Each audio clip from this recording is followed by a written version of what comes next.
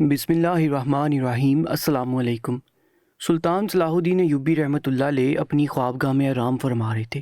وہ اتنی گہری نیند میں تھے کہ انہیں کسی چیز کا ہوش نہیں تھا۔ رات کا آدھا پہر ہو رہا تھا، ہر سو سناٹا ہی سناٹا تھا۔ سب لوگ اپنے اپنے گھروں میں نیند کے مزے لے رہے تھے۔ ان کی زوجہ بھی ان کی بغل میں نیند کے مزے لے رہی تھی کہ اچانک ہی ان کی آنکھ ایک ایسے خواب کے زیر اثر کھلی اور وہ پورے ہڑبڑا کر اپنی جگہ سے اٹھے۔ ان کا پورا جسم پسینے سے شرابور ہو رہا تھا۔ انہوں نے جو بھی خواب دیکھا تھا وہ ان کے حواسوں پر سوار ہو چکا تھا۔ ان کے اس طریقے سے اٹھنے پر ان کی زوجہ بھی بے ساختہ اپنی جگہ سے اٹھی اور ان کے کندھے پر ہاتھ رکھتے ہوئے پوچھنے لگی، سب خیر تو ہے؟ سلطان معظم، آپ اس قدر پریشان کیوں ہو گئے ہیں؟ جبکہ وہ کچھ بھی بولنے اور سننے کی حالت میں نہیں تھے۔ وہ اپنی جگہ سے فوراً ہی اٹھے اور غسل خانے کی جانب چلے گئے، جبکہ ان کی زوجہ بھی ان کے پیچھے پیچھے آئی تھی، کیونکہ وہ خود بھی اس کو اس طریقے سے دیکھ کر گھبرا گئی۔ اس سے پہلے کبھی بھی ایسا نہیں ہوا تھا جیسا ابھی ہو رہا تھا۔ وہ غسل خانے میں آئے، وضو کیا۔ ان کو دیکھ کر ان کی زوجہ ایک کونے میں ہو گئی تھی، کیونکہ وہ سمجھ چکی تھی کہ شاید وہ کسی خواب کے ذریعے سے خوفزدہ ہو چکے ہیں، جو بھی اللہ کے حضور سجدہ ریز ہونے جا رہے ہیں۔ وہ سیدھا وضو کر کے اپنی عبادت گاہ میں آئے تھے، جہاں پر وہ اکیلے ہی عبادت کرتے تھے۔ ان کی زوجہ اب ان کے پیچھے نہیں آئی تھی، کیونکہ وہ سمجھ چکی تھی کہ سلطان صلاح الدین ایوبی نے کوئی ایسا خواب دیکھ لیا ہے جس کی وجہ سے وہ بے چین ہو گئے ہیں، اور جب تک وہ اللہ کے حضور سجدہ ریز نہیں ہو جائیں گے ان کو سکون اور راحت نصیب نہیں ہوگا۔ اسی لیے انہوں نے کوئی بات ان سے نہیں کی اور سیدھا اپنے بستر پر جا کر آرام فرمانے لگے، جبکہ سلطان صلاح الدین ایوبی رحمۃ اللہ علیہ نے اپنی جائے نماز بچھائی، 2 رکعت توبہ کی نماز پڑھی اور اس کے بعد شکرانے کے نفل ادا کر کے بارگاہ الہی میں ہاتھ اٹھائے، اللہ سے دعا کرنے لگے، اے میرے پاک پروردگار، اے میرے اللہ، اے شہنشاہوں کے شہنشاہ، میرے خواب کی تعبیر کو اچھا کرنا۔ کیونکہ انہوں نے خواب میں ایک بہت ہی پر نور چہرہ دیکھا تھا جو کسی بزرگ کا تھا۔ اس بزرگ کو پہچان تو نہیں پائے تھے، لیکن ان کی گفتگو ان کو ایک ایک حرف بحرف یاد تھی۔ ان کا دل وہی سب سوچ کر بے چین ہو رہا تھا۔ انہوں نے کافی دیر بیٹھ کر اللہ تعالیٰ کی عبادت کری اور واپس اپنی خوابگاہ میں آ کر نیند کی آغوش میں چلے گئے۔ صبح ہوتے ہی انہوں نے دربار لگنے سے پہلے اپنے وزیر کو حکم دیا کہ آج وہ کال کوٹری کا چکر لگائیں گے۔ ان کی یہ بات سن کر وزیر حیران ہو گیا، کہنے لگا، سلطان معظم، سب خیر تو ہے؟ آپ اور کال کوٹری کا چکر، وہ بھی اتنی جلدی؟ ان کی حیرت بجا تھی، کیونکہ ابھی کچھ روز ہی پہلے سلطان صلاح الدین ایوبی رحمۃ اللہ علیہ نے کال کوٹری کا چکر لگایا تھا اور ایک بار پھر ان کو حیرت میں مبتلا کر چکا تھا۔ ویسے تو سلطان صلاح الدین ایوبی رحمۃ اللہ علیہ ہر 2 ماہ بعد ہی کال کوٹری کا چکر لگایا کرتے تھے۔ وہ اپنے بند کیے ہوئے مجرموں کو بھی دیکھا کرتے تھے کہ وہ کس حال میں ہے، لیکن اتنی جلدی 1 ماہ بعد ہی جانا انہیں ٹھٹکنے پر مجبور کر چکا تھا۔ لیکن وزیر ایسی کوئی حیثیت نہیں رکھتے تھے کہ وہ سلطان صلاح الدین ایوبی کے آگے سوال و جواب کرتے، بس خاموشی سے سر جھکا کر چلے گئے۔ ناشتہ کرنے کے بعد وہ اپنے خاص وزیر اور سپاہی کے ہمراہ قید خانے کے اندر داخل ہو چکے تھے۔ کال کوٹری کا نظام بہت ہی الگ سا تھا، ہر جگہ چھوٹے چھوٹے جیل خانے بنے ہوئے تھے، بہت سے مجرموں کو زنجیروں سے باندھا گیا تھا۔ وہ سب کو ایک طائرانہ نگاہ دیکھتے اس نوجوان کے پاس جانا چاہتے تھے جس کو انہوں نے کچھ عرصہ پہلے ہی زنا، شراب نوشی اور قتل کے کیس میں اندر ڈالا گیا۔ یہی سوچ کر اس نوجوان سے ملنے کے لیے آئے تھے اور اس کے تاثرات دیکھنے آئے تھے کہ وہ کیا کر رہے ہیں۔ لیکن یہاں آنے کے بعد ان کو بہت خطرناک قسم کا ایک جھٹکا لگا، کیونکہ انہوں نے قید خانے کے اندر جگہ جگہ پر بہت سی ایسی عورتوں کو دیکھا تھا جو حاملہ تھیں۔ وہ سمجھ چکے تھے کہ یہ کام کسی اور کا نہیں، اسی نوجوان مرد کا ہے جس کو زنا، شراب نوشی، قتل کی وجہ سے عمر قید دی گئی تھی۔ ان کا غصے سے برا حال ہو چکا تھا۔ وہ سیدھا اس نوجوان مرد کے پاس آئے جو ایک کونے میں نڈال سا پڑا ہوا تھا۔ انہیں سمجھ نہیں آیا اس کی حالت اتنی ناساز کیوں ہو رہی ہے۔ انہوں نے فوراً ہی ایک جیلر کو بلایا اور ان سے دریافت کرنے لگے کہ یہ اس طریقے سے کیوں پڑا ہوا ہے۔ جیلر کہنے لگا، سلطان معظم، 4 دن ہو گئے ہیں، اس کا حال ایسا ہی ہے، ورنہ تو یہ ویسے ادھر ادھر پڑا ہی رہتا ہے، کبھی کسی سے بات کر رہا ہوتا ہے یا پھر کسی کو تنگ کرنے میں لگا ہوتا ہے۔ یہ بات سن کر سلطان صلاح الدین ایوبی رحمۃ اللہ علیہ نے اس جیلر کی جانب دیکھا، پوچھنے لگے، تنگ سے مراد یہ کیا کرتا ہے؟ وہ کہنے لگے، کچھ خاص نہیں، بس الٹی سیدھی باتیں کر کے لوگوں کو پریشان کرتا ہے، انہیں چراتا ہے، اس سے زیادہ کچھ نہیں۔ جبکہ سلطان صلاح الدین ایوبی بالکل خاموش ہو چکے تھے۔ انہوں نے ایک بار پھر ان عورتوں کو دیکھا جو حاملہ تھیں۔ اس کے بعد وہ واپس قید خانے سے نکل کر دربار میں آ گئے تھے۔ دربار لگا ہوا تھا اور لوگ اپنے مسائل حل کرنے کے لیے سلطان صلاح الدین ایوبی کی عدالت میں پیش ہو رہے تھے۔ سلطان اپنی سمجھ بوجھ سے سب کے مسائل حل کر رہے تھے، لیکن ان کے دماغ کی ساری سوچ اس نوجوان مرد میں ہی اٹکی ہوئی تھی۔ ان کو سمجھ نہیں آ رہا تھا یہ سب کچھ کیا ماجرا ہے؟ دربار اختتام ہونے کے بعد انہوں نے اپنے وزیر کو بلایا اور اپنے مخصوص کمرے میں چلے گئے۔ وزیر حیران تھا کہ آج سلطان کو کیا ہوا ہے۔ سلطان صلاح الدین ایوبی رحمۃ اللہ علیہ مخصوص کمرے میں داخل ہونے کے بعد اپنی نشست پر براجمان ہو چکے تھے۔ وزیر ان کے سامنے ادب سے ہاتھ باندھ کر کھڑا ہو گیا تھا۔ چند ایک بات کرنے کے بعد سلطان صلاح الدین ایوبی رحمۃ اللہ علیہ نے اپنا پورا خواب وزیر کو ایک حرف بحرف سنایا اور اس سے کہنے لگے، ہمیں کچھ سمجھ نہیں آ رہا ہے۔ اگر وہ نورانی شکل و صورت والے بزرگ کہتے ہیں کہ اس مرد کو مجھے آزاد کر دینا چاہیے تو میں کر دیتا ہوں، لیکن جو منظر آج میں دیکھ کر آیا ہوں وہ مجھے حیران کر رہا ہے۔ قید خانے میں بہت سی عورتوں کو میں نے حاملہ دیکھا ہے اور اس انسان کے علاوہ یہ کام کوئی نہیں کر سکتا، کیونکہ یہی ایک زانی ہے۔ اس کے علاوہ تو ہر مجرم کو کسی دوسرے کیس کی وجہ سے قید خانے میں بند کیا گیا ہے۔ وزیر یہ بات سن کر کہنے لگا، سلطان معظم، ہمیں اس بارے میں معاملے کی تحقیقات کرنی چاہیے کہ قید خانے میں ایسا کام کون کر رہا ہے۔ بنا تصدیق کے ہم اس طریقے سے تو اس نوجوان مرد پر بھی الزام نہیں لگا سکتے۔ یہ بات سن کر سلطان خاموش ہو گئے۔ وزیر کی بات بالکل درست تھی، وہ تو اپنا یہ اصول بھول ہی چکے تھے کہ وہ پہلے سارے معاملات کی تصدیق کرتے ہیں، اس کے بعد ہی کوئی آگے قدم اٹھاتے ہیں۔ وہ فوراً ہی اپنی نشست سے اٹھے اور ایک بار پھر قید خانے کی جانب چل پڑے۔ ان کے ساتھ ان کا وزیر اور ان کے سپاہی بھی حفاظت کے لیے مامور تھے۔ انہوں نے اپنی حفاظت کے لیے اپنی تلوار بھی اپنے پاس رکھی ہوئی تھی۔ اس کا ہرگز یہ مطلب نہیں تھا کہ وہ مجرموں کو ختم کرنے جا رہے ہیں، بس اپنی حفاظت کے لیے وہ تلوار کو رکھتے تھے تاکہ کوئی مجرم غصے کے اندر اگر ان پر حملہ کرے تو وہ اپنا بیچ بچاؤ کی خاطر اس تلوار کا استعمال کر لیں۔ وہ لوگ قید خانے میں ایک بار پھر داخل ہو چکے تھے۔ تمام قیدی اور یہاں تک کہ تمام جیلر بھی حیران و پریشان تھے کہ سلطان صلاح الدین ایوبی رحمۃ اللہ علیہ کا دوسرا چکر اور ایک ہی دن میں سب کو یہی تجسس میں ڈال چکا تھا کہ آخر ایسی کیا بات ہو گئی ہے کہ وہ بار بار قید خانے کے اندر آ رہے ہیں۔ انہوں نے فوراً ہی ایک جیلر کو اپنے قریب بلایا جو ہر وقت ادھر ہی رہتا تھا۔ انہوں نے اس جیلر سے پوچھا، یہ عورتیں حاملہ کیوں ہو گئیں؟ آخر اس سب چیزوں کے پیچھے کیا وجہ ہے؟ ان کے پوچھنے کی دیر تھی کہ جیلر خاموش ہو گیا، اس نے کوئی جواب نہ دیا، جبکہ سلطان صلاح الدین ایوبی رحمۃ اللہ علیہ نے ایک بار پھر اپنا وہی سوال دہرایا، بولو، ان عورتوں کے پیٹ میں کس کا بچہ ہے؟ ان کے ساتھ جسمانی تعلقات کس نے قائم کیے؟ ہمیں سب سچ بتاؤ۔ جیلر نے ایک پوری نظر قید خانے میں موجود قیدیوں پر ڈالی۔ سب لوگ اپنے آپ میں ہی مگن تھے۔ وہ کہنے لگا، سلطان معظم، یہ ایک بہت ہی بڑا راز ہے، اس کے بارے میں کسی کو بھی معلوم نہیں ہے۔ ہم سب خود اس بات کی وجہ سے پریشان ہیں۔ صبح سے لے کر رات تک میں یہاں پر موجود ہوتا ہوں اور اس کے بعد میرا ہی بھائی رات کے بعد صبح تک ادھر موجود ہوتا ہے، لیکن اس نے بھی کسی کو کسی بھی عورت کے قریب جاتے ہوئے نہیں دیکھا، اور ایسا ہی حال میرا بھی ہے، میں نے بھی ابھی تک کسی بھی مرد کو کسی بھی عورت کے قریب جاتے ہوئے نہیں دیکھا۔ ہم سب لوگوں کو سمجھ نہیں آ رہا کہ یہ سب کام کون کر رہا ہے، جبکہ یہ بات سن کر سب لوگ ہی تجسس کا شکار ہو چکے تھے، اور یہی حال سلطان صلاح الدین ایوبی کا بھی تھا۔ انہوں نے اپنی نظر ایک کونے میں کی، وہاں پر وہی نوجوان مرد لیٹا ہوا تھا۔ انہوں نے اس کی طرف اشارہ کرتے ہوئے پوچھا، کہیں یہ کام اس کا تو نہیں؟ ان کا شک ابھی تک شک ہی تھا، ان کا شک ابھی تک سچ میں نہیں تبدیل ہوا تھا۔ وہ جیلر فوراً انکار میں سر ہلاتے ہوئے کہنے لگا، نہیں سلطان معظم، یہ کام اس کا نہیں ہے، کیونکہ اس پر بہت کڑی نظر رکھی جاتی ہے، اسے کسی بھی عورت کے قریب جانے نہیں دیا جاتا، ہر وقت اس کے سر پر ایک جیلر سوار رہتا ہے، کیونکہ اس نے جو کام کیے ہے اس کی وجہ سے ہم لوگ اس کو تنہا نہیں چھوڑتے۔ سلطان نے سر اس بات میں ہلایا اور ایک اور سوال کیا، تم جانتے ہو کہ اس کی طبیعت اتنی خراب کیوں ہے؟ یہ اس طریقے سے الٹا کیوں پڑا ہوا ہے؟ وہ بھی پہلے جیلر کی طرح لا علمی سے سر نفی میں ہلانے لگا اور کہنے لگا، نہیں سلطان معظم، ہم اس بارے میں نہیں جانتے، 4 دن سے ہی اس کی طبیعت اتنی زیادہ خراب ہے کہ یہ ایک جگہ سے دوسری جگہ بھی نہیں جا رہا ہے، بس ایک کونے میں پڑا رہتا ہے۔ سلطان نے سر ہاں میں ہلایا اور واپس اپنے محل آ گئے۔ ان کو رات بھر نیند نہیں آئی تھی، جو خواب وہ دیکھ چکے تھے اس کے بعد سے وہ بالکل بھی سو نہیں پائے تھے۔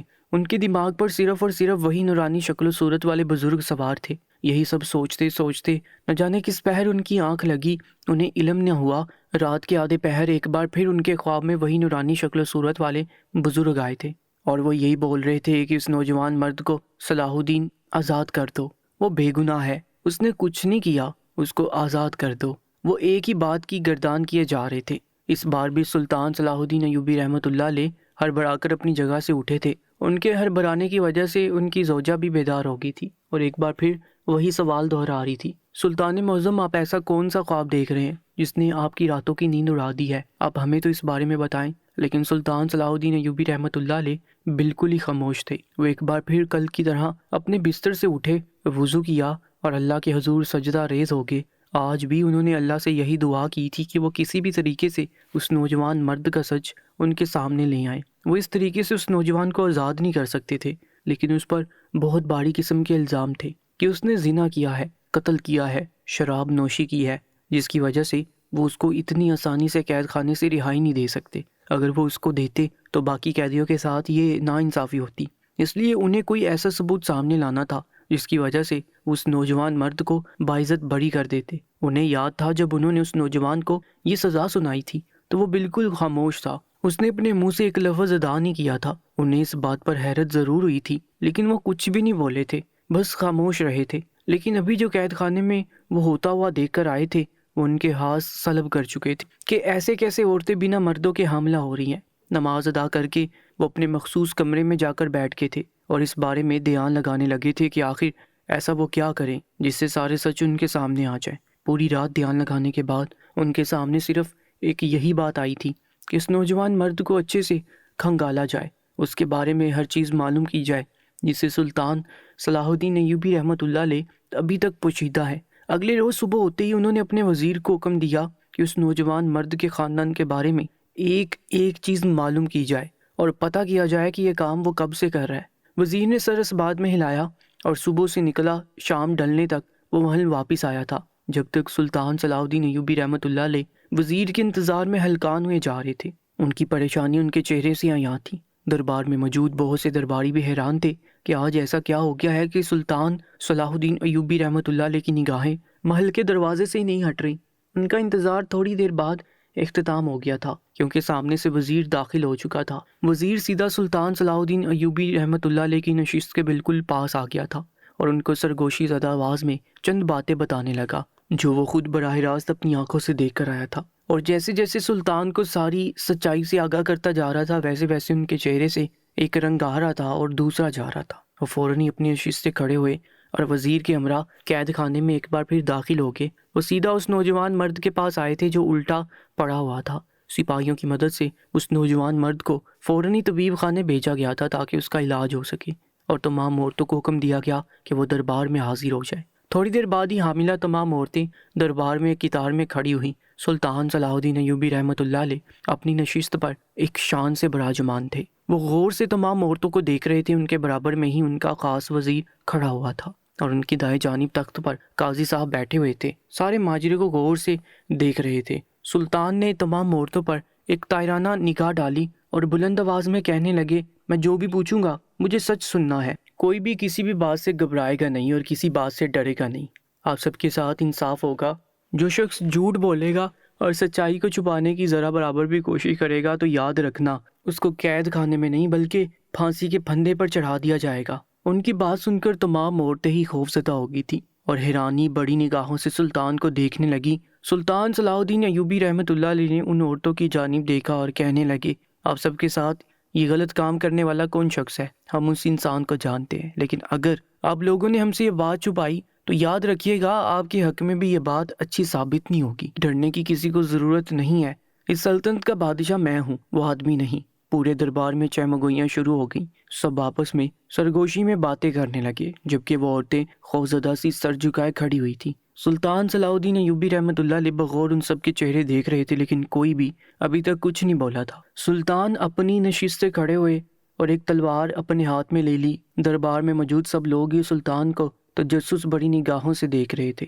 وہ ان عورتوں کے بالکل سامنے آ چکے تھے اور تلوار کو زمین پر رگڑتے ہوئے کہنے لگے تھے، مجھے سچ سننا ہے، سچ کے علاوہ کچھ نہیں سننا۔ اگر کسی نے بھی جھوٹ بولنے کی ذرا برابر بھی کوشش کی تو یہ تلوار اس کی گردن پر ابھی کے ابھی پھیر دی جائے گی، پھر کوئی یہ نہ بولے کہ ہمارے ساتھ ناانصافی ہوئی ہے۔ پورے دربار میں ان کی آواز ایک ارتعاش پیدا کر رہی تھی۔ سب لوگ ہی بغور ان کے چہرے کو دیکھ رہے تھے۔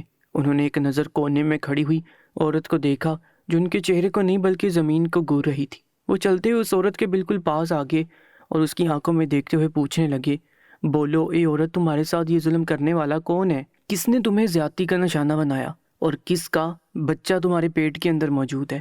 ان کی آواز پاس سے سن کر اس عورت نے سر اٹھا کر ان کی آنکھوں میں دیکھا، اور جو بات اس عورت نے کہی اس کے بعد تمام عورتوں کی آنکھوں سے آنسو بہہ نکلے۔ سب لوگ ہی سر ہاں میں ہلا کر اس عورت کی بات کی تصدیق کرنے لگے، جبکہ سلطان غصے کے عالم میں پاگل ہونے کے قریب آ گئے تھے۔ اس عورت کا کہنا تھا کہ ان کے قریب آنے والے مرد کوئی اور نہیں بلکہ وہ دو جیلر ہیں جو دونوں آپس میں بھائی ہیں۔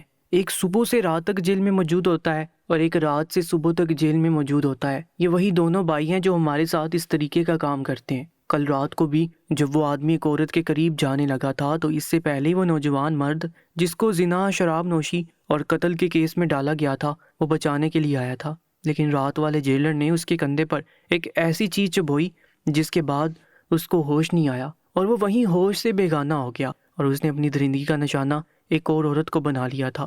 یہ سب سن کر سلطان کو اپنی رگیں پھٹتی ہوئی محسوس ہو رہی تھی۔